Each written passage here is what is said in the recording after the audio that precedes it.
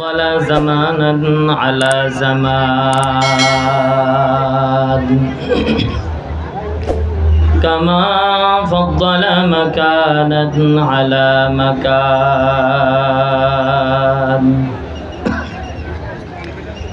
وإنسانا على إنسان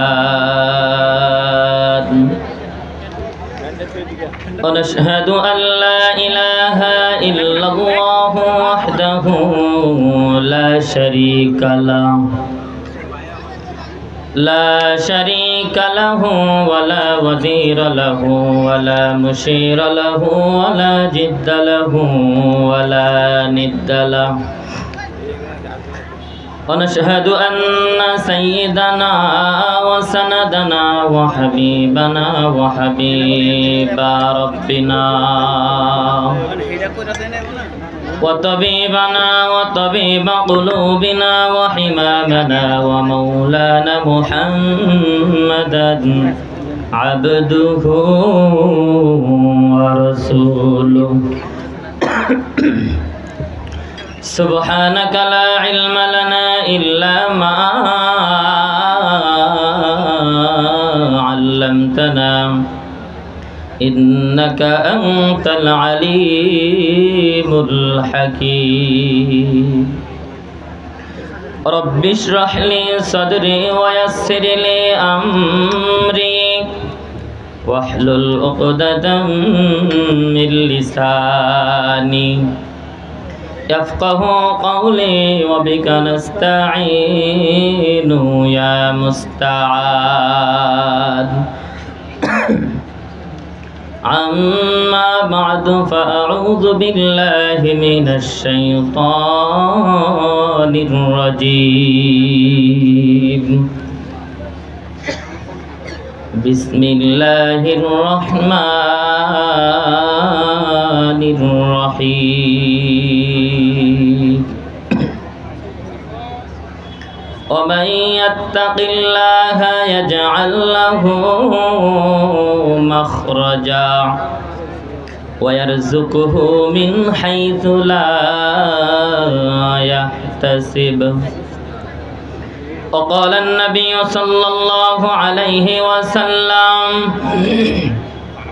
اتق الله حيثما كنت وأتبع السيئة الحسنة تمحها وخالق الناس بخلق حسن وقال شاعر حرك دارت خوف حق درد المدام جنة المأوى حدورا مقام جذب حقی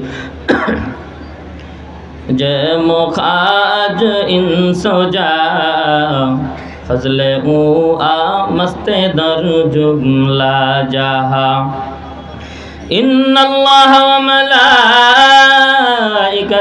یصلون علی النبی یا ایہا الذین آمنوا صلوا علیہ وسلموا تسلیما شکل جبان سے درود شریف پڑھ اللهم صل على محمد وعلى آل محمد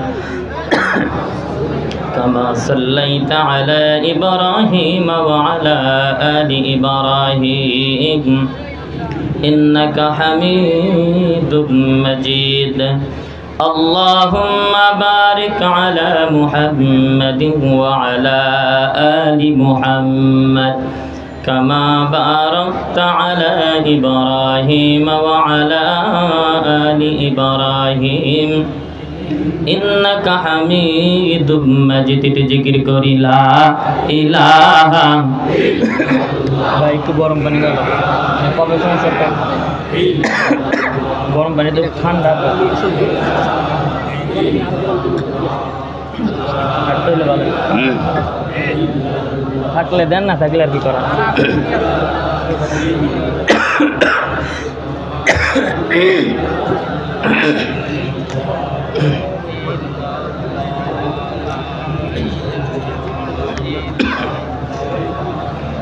দিন থাকিতে নেকি করো সধা, কাজে লাগবে তোর মরণ বেলা। অন্ধকার বহরে তোমার, অন্ধকার বহরে তোমার থাকতে হবে একলা লা ইলাহা। আওয়াজ করে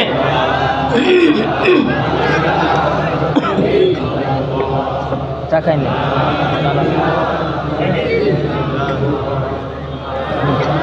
ঠিক আছে চলবো, কিছু লাগবো না ভাই।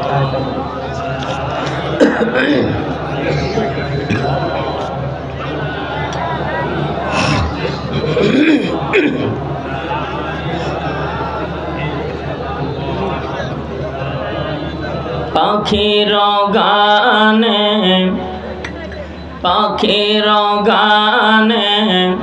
গানে নদীর কলতানে ওই নামেরি সুর শোনা যায়। ওই নামেরি সুর শোনা যায়। তারা বলে শুধু ইল্লাল্লাহ লা ইলাহা ইল্লাল্লাহ। মাইকেলা ভাই একটু সাউন্ড দিন, হালকা একটু দিয়ে সাউন্ড দিন।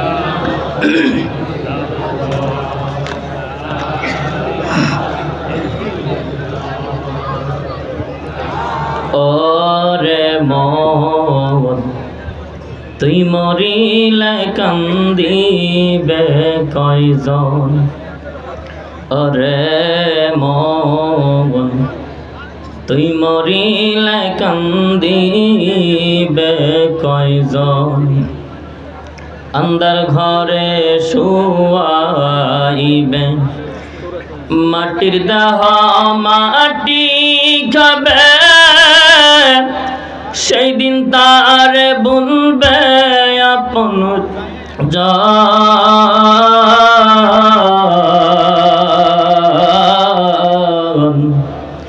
তুই মরিলে কান্দিবে কয়জন, ওরে মন তুই মরিলে কান্দিবে কয়জন। ভাই বন্ধু আপন যারা কিছুদিন কান্দিবে তারা, এই দুনিয়ার কল্যাণ হলে তারাও একদিন যাবে ভুলে, ছিন্ন হবে মায়ারি বান্দা।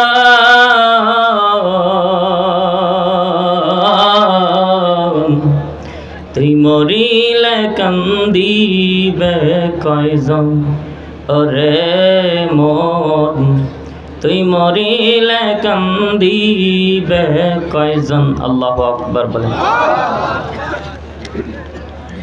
দারুল কুরআন মাদ্রাসা ও এতিমখানার উদ্যোগে 17তম বার্ষিক ওয়াজ মাহফিল। আজকের মাহফিলের সম্মানিত সভাপতি সাহেব জনাব আলহাজ মোহাম্মদ আলমাসউদ্দিন খান, আজকের মাহফিলের প্রধান আকর্ষণ, প্রধান বক্তা মাজলুম আলমদ্দিন মাওলানা রফিকুল ইসলাম মাদানী সাহেব, হজরতকে সুস্থতার সহিত আল্লাহ পাক রব্বুল আলামিন সমস্ত বালা মুসিবত থেকে হেফাজত করেন, আল্লাহ সহজে মাহফিল উপস্থিত হওয়ার তৌফিক দান করেন। আমার পূর্বে আলোচনা করেছেন মুফতি ইকরাম হুসাইন সাহেব, হাফেজ মাওলানা ফরহাদ হুসাইন সাহেব, মুফতি নাসিরউদ্দিন সাহেব, হযরত উলামা ইকরাম চমৎকার আলোচনা পেশ করেছেন। মুহতারাম হাজিরিন, খুব সংক্ষিপ্তভাবে, যেই রব আমাকে আপনাকে অত্যন্ত ভালোবেসে মোহব্বত করে দিনী ইদারায় বেহেশতের বাগানে কোরআন মজলিসে দুনিয়ার ফিতনা ফাসাদ থেকে ফারেক করে এই জান্নাতি পরিবেশে অনেক উলামায়ে কেরাম আছেন, মাদ্রাসার তলবে আলেম আছেন, মুরব্বী বাবাজিরা আছেন, কলিজার টুকরা যুবক ভাইয়েরা আছেন। আমরা সর্বপ্রথম কালিমাতুশ শুকর আদায় করছি যে আল্লাহ কিছু কথা বলা এবং শোনার তৌফিক দিয়েছেন, সেই রবের প্রতি কালিমাতুশ শুকর আদায় করছি আলহামদুলিল্লাহ। লাখো কোটি দরুদ ও সালাম বিশ্ব মানবতার মুক্তির দূত, যাহাকে সৃষ্টি না করলে আসমান জমিন কিছুই সৃষ্টি করা হতো না, এবং কি আমি আপনিও দুনিয়ার এত সুন্দর নাজ নিয়ামত ভোগ করতে পারতাম না। সেই রসুলের প্রতি দরুদ পড়ি সাল্লাল্লাহু আলাইহি ওয়াসাল্লাম। আর একবার বলি সাল্লাল্লাহু আলাইহি ওয়াসাল্লাম। মুহতারাম হাজরিন, আপনারা সবাই কেমন আছেন? আমিও ভালো আছি আলহামদুলিল্লাহ। আমাকে দেখে রাগ করেন নাই তো? নাকি রাস্তাঘাটে যারা ঘুরতেছে তারা রাগ করছে? কথা বলেন। যারা দোকানপাটে দেখে আসলাম, গাড়িতে যখন আসলাম দেখলাম অনেক লোক রাস্তাঘাটে বিভিন্ন জায়গায় ঘুরতেছে ফিরতেছে, তারা মনে হয় আমাদেরকে দেখে রাগ করছে। ঠিক না ভাই? ঠিক রাগ করছে নাকি? আমাদের দেশে কথাগুলো ভালো করে বুঝবেন। আমাদের দেশে মুরগিতে ডিম দেয় কয়টা? সর্বোচ্চ